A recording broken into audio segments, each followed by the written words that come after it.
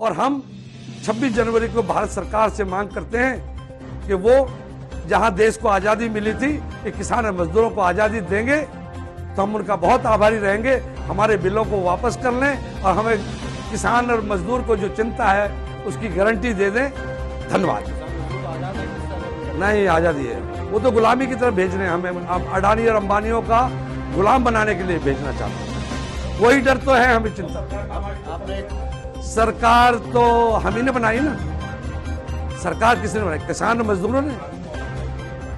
अरे किसान मजदूरों ने बनाई सरकार। जिस सरकार ने किसान मजदूरों पर जुल्म ढाए हैं वो तभी सरकारें नहीं बची हैं। इतिहास गवाह है इस बात का। आप देख रहे हैं देश प्रदेश खबर।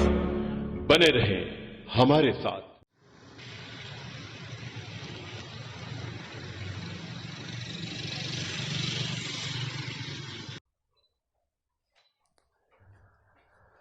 हम न्याय मांग रहे हैं, कुछ नहीं मांग रहे। हम अपनी जमीन बचाना चाहते हैं, अपनी जमीन बचाना चाहते हैं।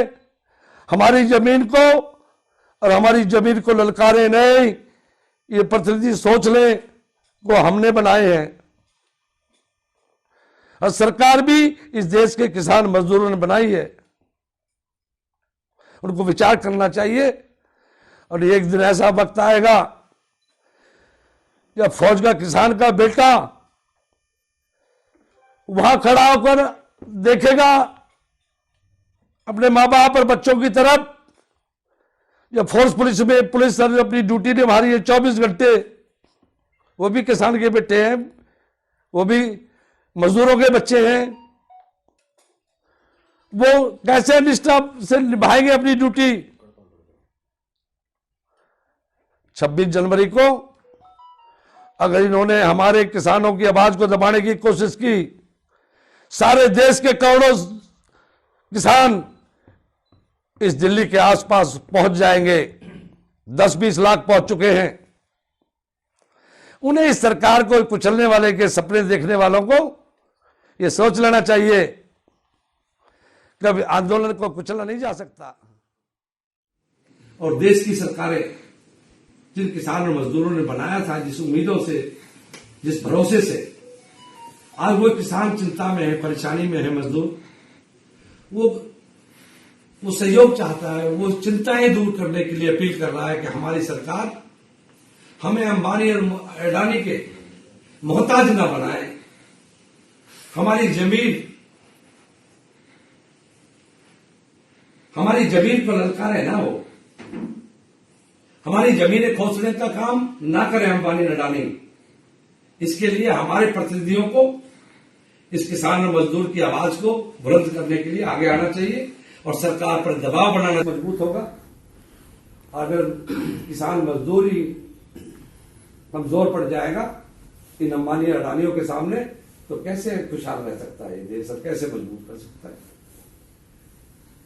बेहद चिंता की बात है कि आज लोग हमारे इस संगठन को, इसे अपनी आवाज को कुचलना चाहते हैं, दबाना चाहते हैं।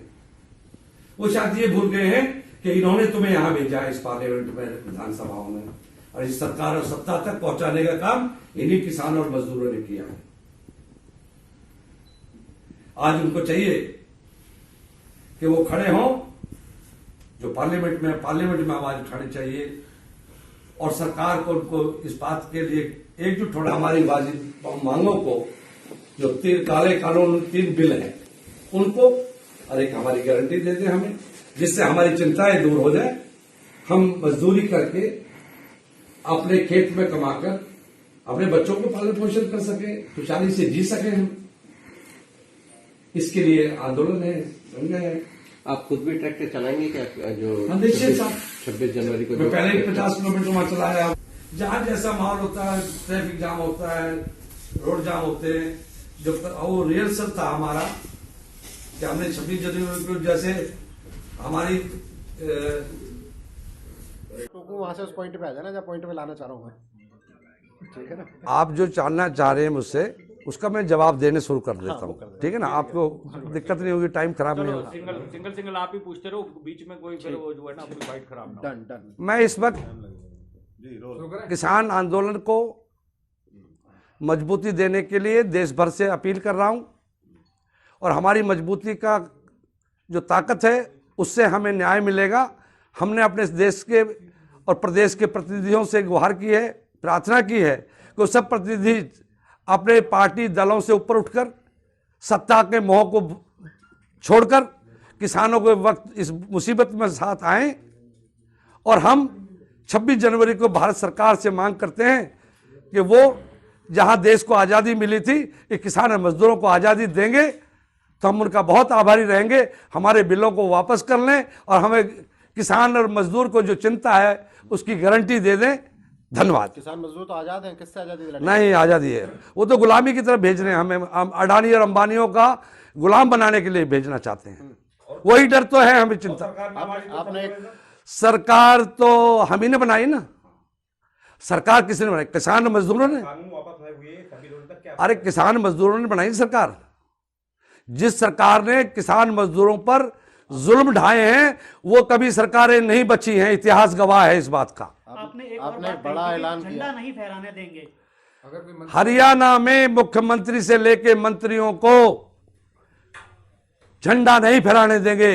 या तो वो हमारे किसान की मुसीबत के वक्त हमारे साथ खड़े हों, और यही हम अपील कर रहे हैं भारत सरकार से कि वो फिर से विचार करें। हम अब न्याय मांग रहे हैं आपसे, हमारे न्याय की तरफ सोचें और 26 जनवरी को हमारे बिलों को वापस ले लें। देश के हित में रहेगा। जब तक किसान मजदूर खुशहाल होगा जब ही देश मजबूत होगा। ये तो अवतार बढ़ाना ने बड़ा ऐलान कर दिया कि मंत्री विधायक सांसद इनको झंडा नहीं फहराने नहीं फहराने देंगे। क्या कहाँ नहीं फहराने देंगे, किस तरह से रहेगा प्रोग्राम?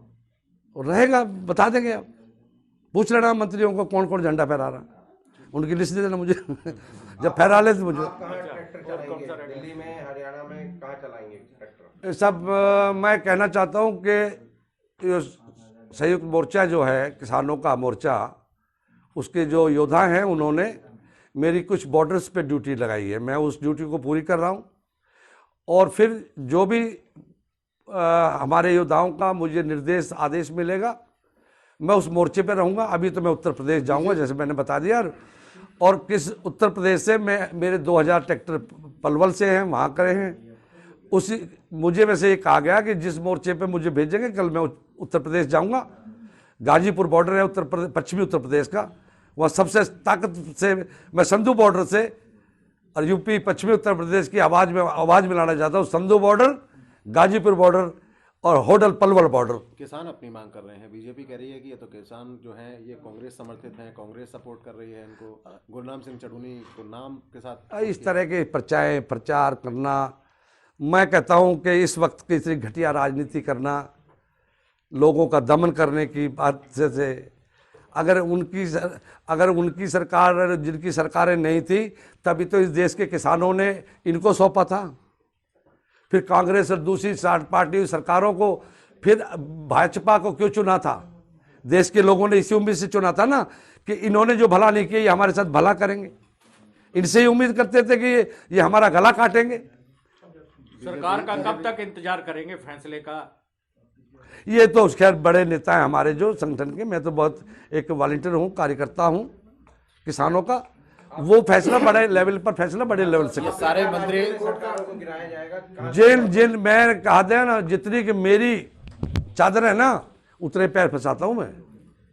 देश के फैसले करेंगे संगठन मोर्चा। और सुनिए, हरियाणा की जिम्मेदारी है मुझ पर। हरियाणा में झंडा फहरने दूंगा, ठीक? और हरियाणा सरकार को घेर कर सांस लेंगे हम। अगर हरियाणा के लोग प्रतिनिधि हमारे साथ नहीं आए तो फिर राज सत्ता की भूल जाएंगे। सरकार गिरेगी कैसे? बता देंगे, वो भी आंकड़ा बता रखा है। देवीलाल ने बताया मेरे को, न्यू सरकार गिरे न्यू बने हैं। अच्छा, ये वो मैं बता दूंगा। जिस देवीलाल की आप बात कर रहे हैं उनके, अरे ठीक से बोलो, वो पर देवीलाल नहीं, सर छोटू राम को और देवीलाल देवता समान किसान को राजनीति सिखाना वाला देवीलाल था। ये तो उनके नाम की फोटो लगा के बेच रहे हैं जो बेच रहे हैं। दुष्यंत और ये, अरे छोड़िए, किसी पर्टिकुलर मत कीजिए ना, मैं उस पर नहीं जाना चाहता। आप हम तो इनसे उम्मीद करते हैं कि दुष्यंत और सब किसान प्रतिनिधि किसान के हित में आएंगे।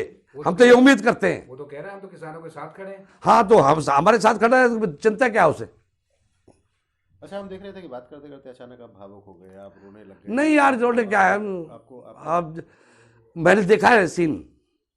क्या देखा आपने? आप ओह, दर्शक भी जानना चाह रहे हैं, क्या देखा आपने? मैं समझता हूँ आप चारों दिशाओं पे बॉर्डर से, अम्बाला से लेके पटियाला से लेके नारनौल, भिवाड़ी, रिवाड़ी, इन बॉर्डरों पर जिस तरह हमारी बहन बच्चे किस हालत में गुजर रहे हैं, ठिठरती ठंड में, आप निकल के देखिए। प्रतिनिधियों को कहिए कि एक दिन सड़क पे सोएं। आंखों में आंसू किस बात को? अरे हालात बहुत बुरे होने जा रहे हैं। इनकी चिंता है, जो चिंता है उनकी, वो चिंता मुझे सताती है। क्या आता है मन में? रात को नींद आती है? नहीं यार, आज हम काम करते हैं एक वॉलंटियर के किसानों की नाते, मौतों पर भी आप भावुक हो गए थे। नेचुरल था वो। मैंने कहा है कि 10 बच्चों की हादसा हुई, राष्ट्रपति और सब। आप देख रहे हैं देश प्रदेश खबर, बने रहे हमारे साथ।